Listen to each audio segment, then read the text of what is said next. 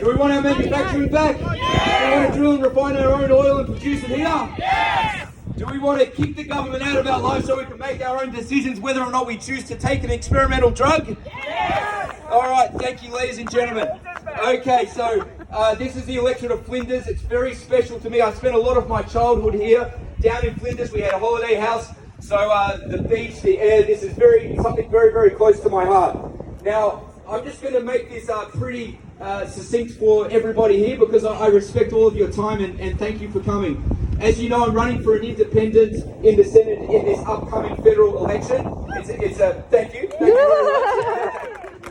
It's a pretty tall order. The Senate ticket is definitely designed in a way to benefit the major parties whilst disadvantaging independents like me.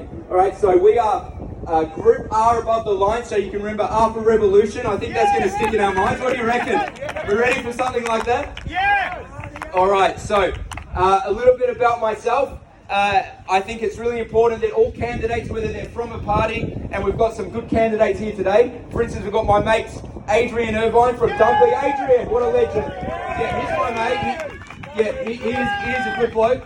So whether it's me or Adrian, it's really important that candidates let you know a little bit about who they are, because the biggest mistake Australians have made for too long is trusting a brand name like Labor or Liberal, voting without knowing anything about the person they're voting for.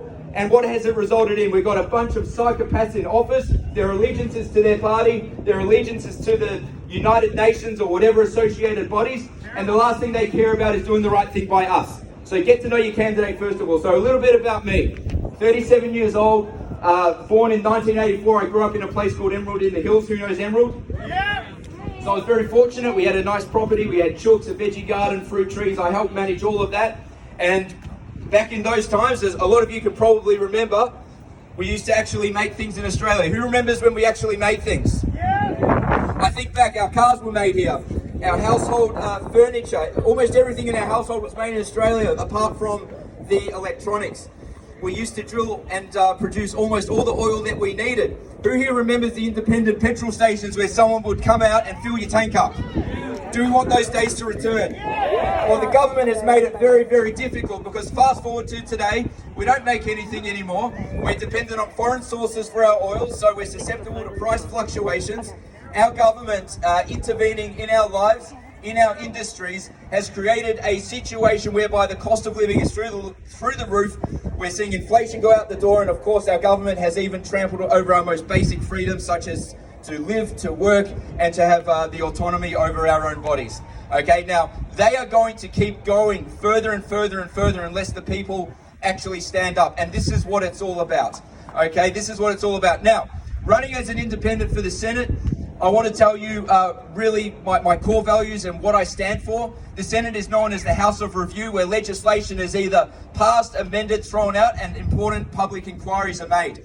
So the objective for anyone that gets to the Senate should be to have an Australia-focused mindset and to be on the side of freedom. So the goal is, hopefully, right, if we work hard enough, to have enough Australian independent freedom-focused people in the Senate so that we can create a voting bloc, put tremendous pressure on the lower house, and that's how we get bargaining power, and that's how we start changing things around. So what do I stand for? Right, so first of all, I'm a very, very big supporter of our primary industry. Our farms have been under attack for a long time in Victoria. Between 2010 and 20, we've lost 10,000 farms in Victoria. 10,000 farms, family farms, legacies.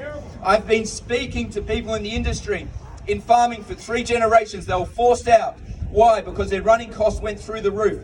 The government has allowed, over the past 15 years or longer, for the corporates to come in to buy all the water off the land when it's cheap, and when the drought hits, they hike the price up, and the result of that is that farms go out of business. Who here thinks that's absolutely disgusting?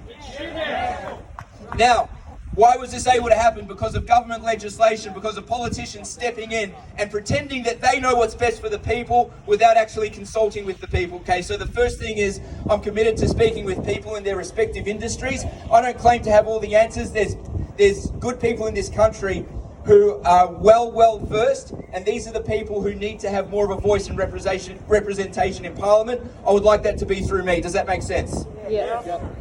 I'm a big supporter of manufacturing. I've worked in international trade, so I've been on the inside of that industry. I've seen firsthand the effect of which trade deals have had on Australia and the extent to which those trade deals have run our manufacturing base out of this country to overseas. These trade deals are absolutely disgusting. They call them free trade deals, but very often if you read through them, you'll find clauses that provide protections for foreign markets whilst damaging and destroying our own markets. So I think those deals absolutely need to be revised. A lot of them need to be thrown out. I'm a very staunch supporter, and who here thinks that manufacturing is worth fighting for and bringing back to this country? Yeah. We want to be self-sufficient, right? Yeah. We want to protect our supply chains. Yes. Our exports are so dependent on the Chinese market. We don't have true energy independence in this country.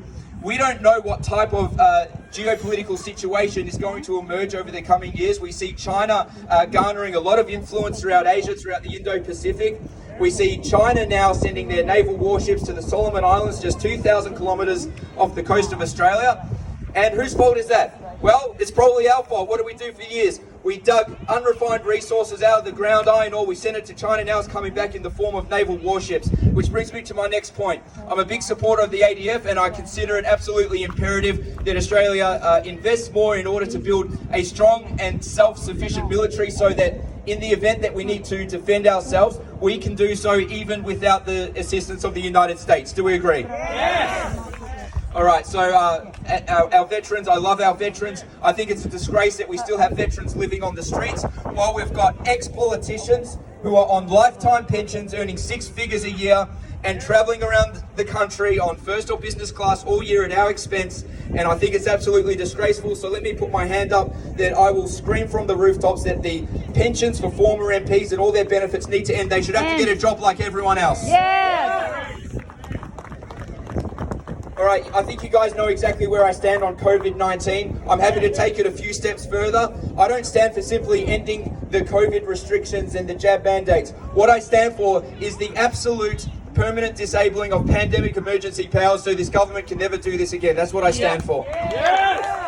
I'm not going to waver on it, and I'm not going to backtrack. I've got a little bit of pushback. Some people have said, oh, well, Morgan, what happens if there's a really deadly, dangerous virus that comes and the government needs to protect the people? All right, well, the first thing, protection and health, that is your responsibility, not the responsibility of the government. Is that fair enough? Yes.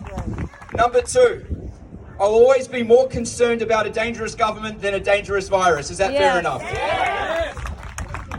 I'll always be more concerned about a police force that has a propensity to misuse their semi-automatic rifles than I am some crazy guy running down the street that might have a bad cold. Is that fair enough? Yeah. All right, ladies and gentlemen, in a nutshell, that's what I stand for. Something else real quick, when it comes to education, we must get rid of the woke agendas in the education system. We have to protect our children. No more safe schools. No more safe schools. Who here agrees that the safe schools program is garbage? Absolute garbage. We need kids to be kids, and we want them to have a real opportunity in life. We can't afford for them to be brainwashed with this ideological rubbish. Yeah. And that's what it is. It is absolute rubbish. It is garbage. Evil. All right, so in closing, I'm running as an independent for the Senate. This is a grassroots campaign. We're running our campaign off a series of relatively small donations from the public. We are doing absolutely the best we can, but if you can rest assured that there's no one pulling my strings. There's no big manager saying, Morgan, you got to do this, you got to do that. We are here running this campaign alongside with the people, and ladies and gentlemen, it would be my utmost pleasure to represent you in the Senate. Thank you. Group R above the line. Thank you.